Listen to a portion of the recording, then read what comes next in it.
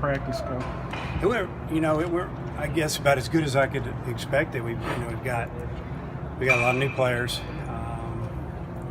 The first week is always kind of, the young guys are feeling their way through for the first few days, just trying to figure out what we expect. And but I thought it went real well. I think that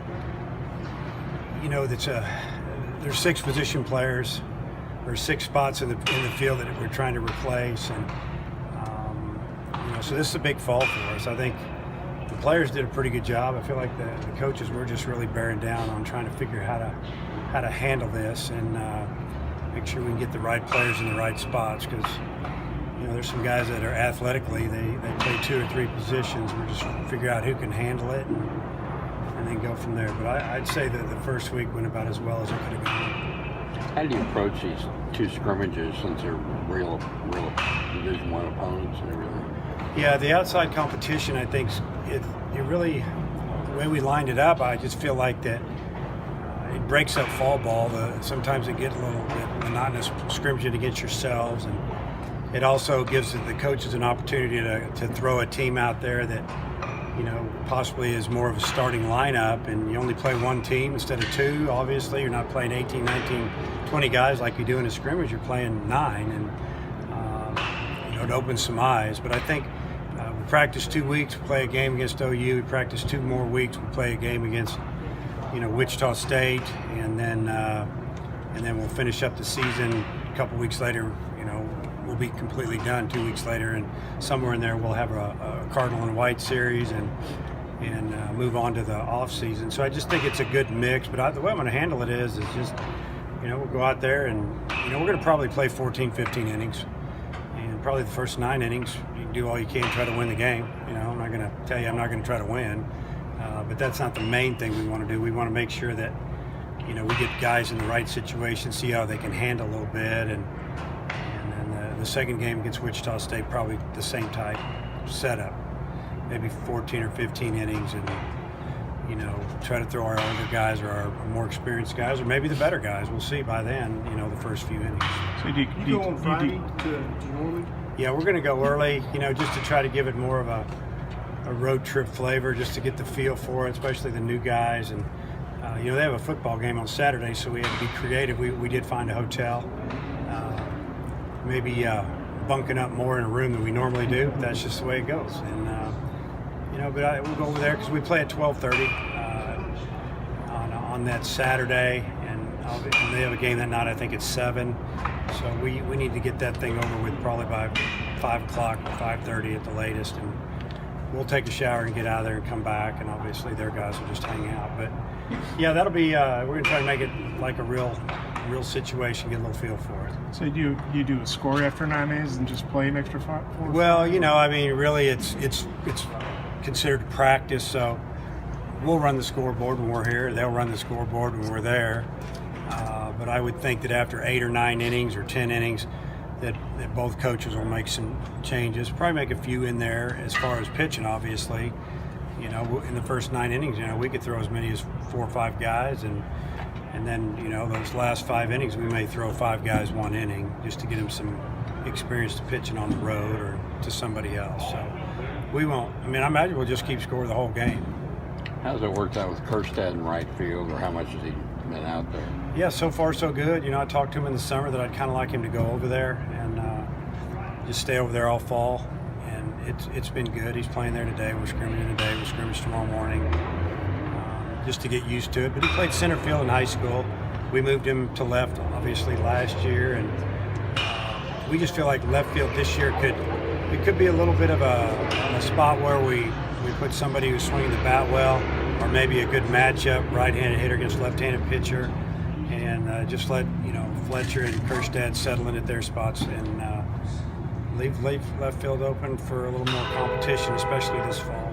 You got a lot of new guys, but you got a good core, a couple of guys there, position players, and then a good core of pitchers as well. Yeah, we mentioned a couple of them, obviously Fletcher and Kerstad, and then Martin in the infield, and then Jack Kinley's been doing really well this fall.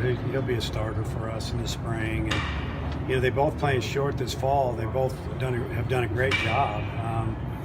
and both of them have played third base. So we'll figure that out as time goes on, but they're both going to be in the lineup, especially if we started tomorrow. And then McFarland's really improved from last year. I see a guy that had a frustrating year, had a couple good weeks for us in the middle, and then really didn't do much, and went out and played summer ball and hit 320 with a wood bat in California.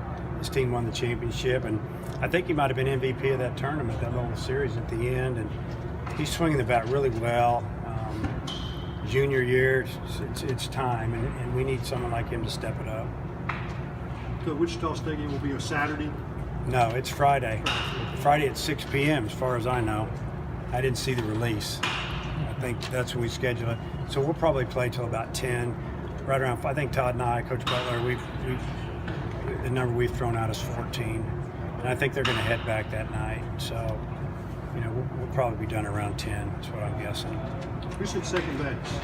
Second base is a little bit open right now too. We have a transfer, Trevor Ezel, in here. That's a switch hitter. He's a he's a grad student, fifth-year kid at a Southeast Missouri State, switch hitter from Bryan, Arkansas. It's a kid that should have taken him out of high school. Committed fairly early and got bigger and stronger. Went up there and just all he did was hit, and he can run. He's strong, but he had some surgery on his shoulder this summer, his throwing arm. He had to get it tightened up, and got some staples in there, so he can't start swinging a bat for maybe another month and throwing for another couple of months. And I think if he comes back and he's healthy and he can throw, that he'd be the guy to beat out, because he's an offensive player that has experience. And he hit about 385 last year for him, had like 85 hits, and he did that like 3 years in a row there. He had 1 year with an injury, and that's why he has another year. But we've got a couple of young guys too that are battling for that. So we'll see how it turns out. So I heard Zeb and Kostychuk had pretty good summers. They both had really good summers. I think sometimes sitting and watching, you get tired of that, and you just go out and you want to prove that you're good and you deserve it, and they both did that. Kostychuk's going to throw in the scrimmage tonight. Zeb's had a little bit of soreness in his shoulder, so we're giving him some time up this fall, get him back right. We've had him looked at. There's no problems in there as far as tears or anything, just some inflammation, and gonna let it settle down. And he may pitch at the end of fall for us. We're not sure yet, but Kosty's been throwing the ball extremely well, and it would be a big thing for this team if he could be one of our main guys with throwing the ball. He's throwing the ball 93, 95 miles an hour, and his first outing was really good. And the key for him is throwing strikes, and he threw nothing but strikes his first outing.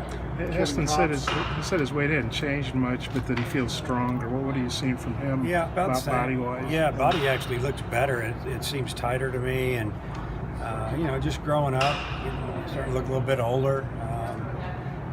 He's already got 2 home runs this fall for us. He pulled both of them. A lot of times his power's the other way, and just a guy that works hard, keeps the same attitude, doesn't act like he's better than anybody else. He's just another guy out here working hard, and I think that rubs off on the guys, knowing that here's a first-team freshman All-American, everything, and he works as hard or harder than anybody out here, and it's been fun to watch.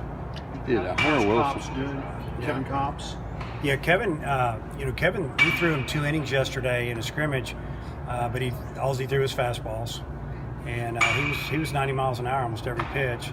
His location wasn't great. We didn't let him throw any change-ups or breaking balls, and that's what he has a lot of. That's really good. He's got 2 good pitches, but when you look at it, he's like 11 months out from surgery. So he's a guy that we're hoping that by February he's back to being Kevin Cops.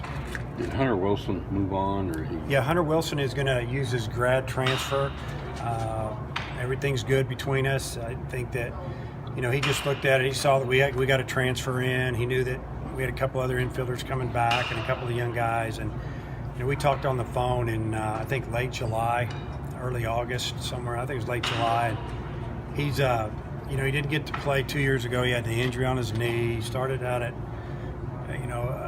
another 4-year school, went to junior college, came here. He just wants to play. He wants to play every day, and I don't blame him.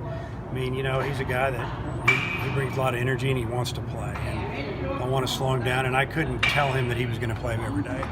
And, he's such a good utility type guy, and I think that he feels like we see him as that, and so he's going to finish he'll end up with his degree here from the University of Arkansas at semester, and then he's weighing his options right now, and he'll wind up at a school where he feels like he's going to get in the lineup every day.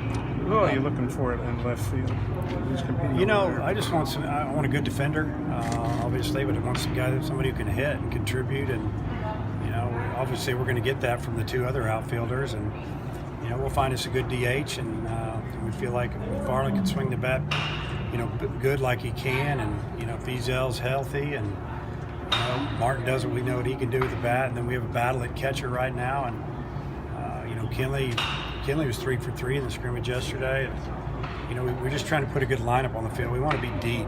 We want it to be 8-9 deep and have a chance to score every inning. So obviously, I want a guy who can run and catch it, but I also want a guy that can hit. But who